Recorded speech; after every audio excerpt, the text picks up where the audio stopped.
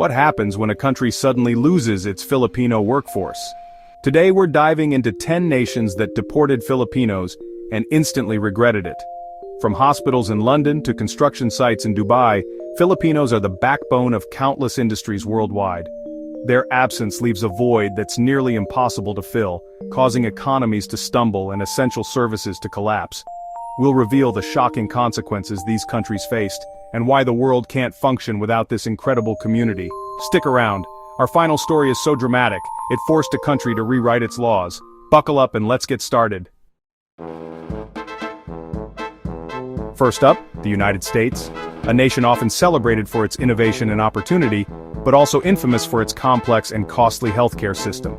What many don't realize is that this system quietly depends on the dedication and expertise of Filipino professionals who have become the backbone of American healthcare. For decades, Filipino nurses and doctors have been the heart and soul of hospitals across the country, renowned for their skill, compassion, and tireless work ethic. They fill critical gaps, often working long hours and taking on the toughest shifts. But when deportations ramped up, everything changed. Hospitals suddenly found themselves scrambling to fill shifts, with entire departments stretched dangerously thin. Emergency rooms became understaffed, wait times soared, and patient care suffered as overworked staff struggled to keep up with demand. The ripple effects were felt by patients and families alike. The loss wasn't just about numbers, it meant the disappearance of mentors, trainers, and caregivers who treated patients like family, passing on knowledge and compassion to the next generation of healthcare workers. And it didn't stop at hospitals. The service and education sectors also took a major hit, as Filipino teachers and hospitality workers, known for their warmth and dedication, vanished from schools and hotels, leaving noticeable gaps in quality and care.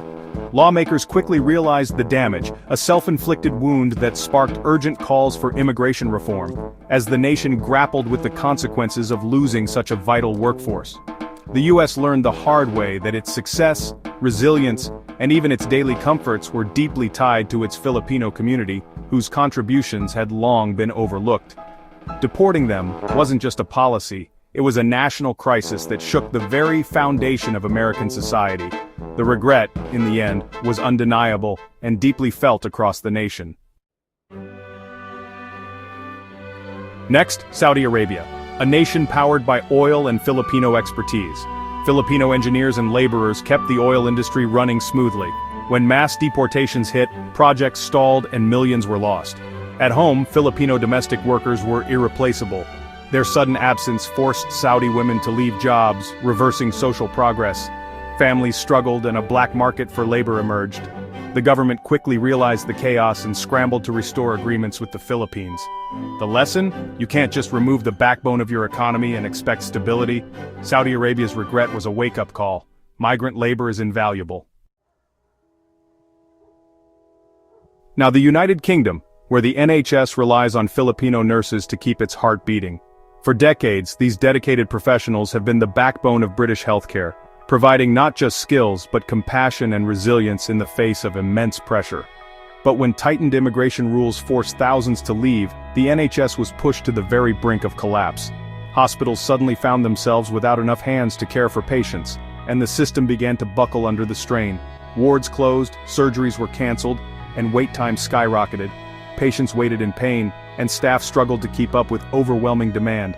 The loss wasn't just about empty positions, it was about losing the very soul of hospital wards and care homes. The absence of Filipino nurses left a void that could not be filled by numbers alone. Elderly care collapsed, families panicked, and the media sounded the alarm. Headlines screamed of a crisis, and the public grew increasingly anxious about the future of their beloved NHS. Public outcry forced the government to reverse course, creating special visas and recruiting Filipinos back. The nation realized it could not function without these vital workers. It was a public admission of failure, a recognition that policy had put lives at risk and nearly broke the system. The UK learned, painfully, that deporting Filipinos was an act of national self-harm. Their absence was felt in every ward, every care home, and every family waiting for help. Their presence is essential to the nation's health, bringing hope, healing, and humanity to those in need. Lesson learned: never take them for granted. The NHS's future depends on valuing those who care for us all. Canada's story is one of bureaucratic disaster. Filipino caregivers, the backbone of childcare and elder care, were caught in endless immigration backlogs and stricter rules. As permits expired and deportations rose, families lost trusted caregivers, and women left the workforce to fill the gap. The elderly and disabled suffered most, losing compassionate long-term support. The hospitality industry also struggled, with labor shortages forcing businesses to cut hours or close. Public outrage forced Canada to overhaul its caregiver programs and clear backlogs. The message was clear: Canada can't function without its Filipino community. Compassion and hard work are irreplaceable. Bureaucracy nearly broke the system. In Japan, Filipino entertainers once lit up the nightlife, bringing energy and excitement to clubs and theaters. Their music, dance, and charisma drew crowds from all walks of life, making the city's entertainment districts vibrant and alive after dark. For many Japanese, these performers offered a window into another culture, blending international flair with local traditions in unforgettable shows. But when Japan tightened visa rules to combat trafficking, the impact was immediate and devastating. Thousands of talented performers were forced out overnight, their dreams abruptly cut short. The sudden change left many clubs scrambling to fill their stages, and entire communities of entertainers vanished almost instantly. The entertainment districts dimmed, clubs closed, and the local economy took a hit. Streets that once pulsed with music and laughter became eerily quiet, and businesses that depended on nightlife struggled to survive. Japanese audiences lost a unique cultural blend that couldn't be replaced. The absence of Filipino entertainers left a void, and the once diverse performances became a thing of the past, leaving regular patrons longing for the vibrant nights they once enjoyed.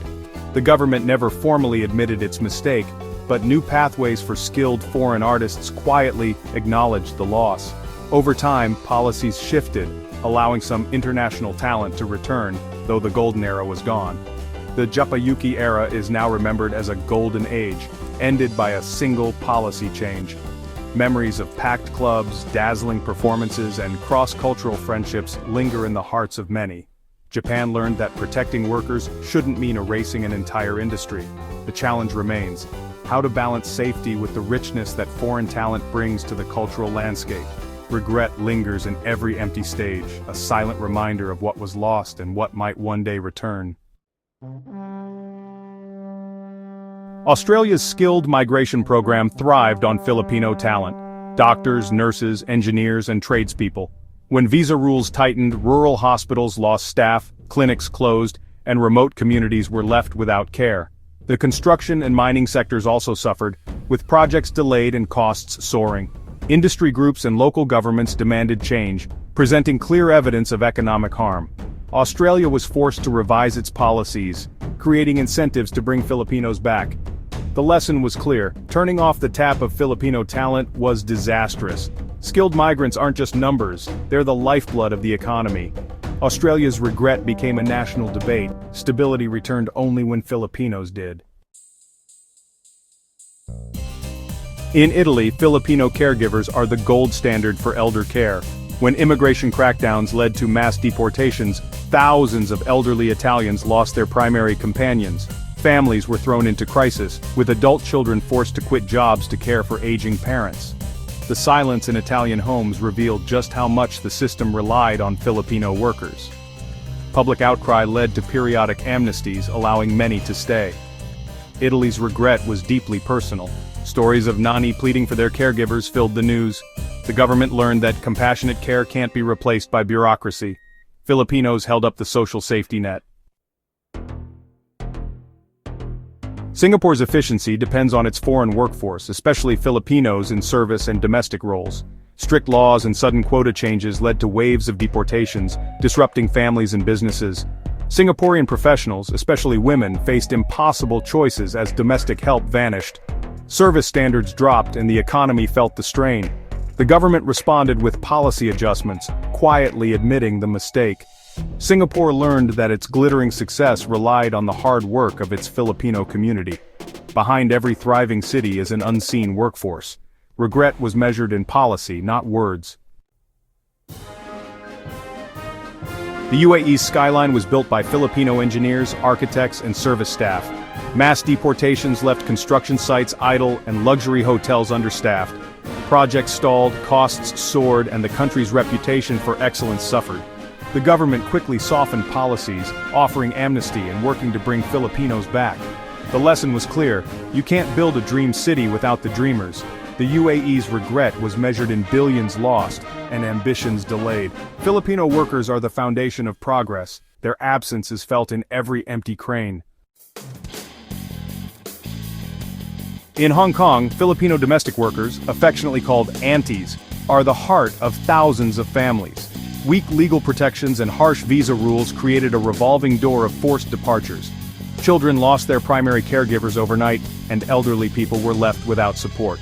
The emotional and economic toll was immense, forcing many women out of the workforce. Public pressure and landmark court cases finally pushed the government to reform the system. Stronger contracts and protections were introduced, but the scars remain. Hong Kong learned that you can't build a world-class city on the heartbreak of its workers. The lesson is ongoing. Every family felt the loss. 10 countries, 10 stories. One undeniable truth: the world doesn't run the same without Filipinos. Their skills, heart, and work ethic are irreplaceable, and their absence can cripple entire nations. If you know more stories of Filipino impact, share them in the comments below. Let's keep this conversation going and celebrate the global Filipino community. Don't forget to like, subscribe, and appreciate the Filipinos in your life. Thanks for watching. See you in the next video.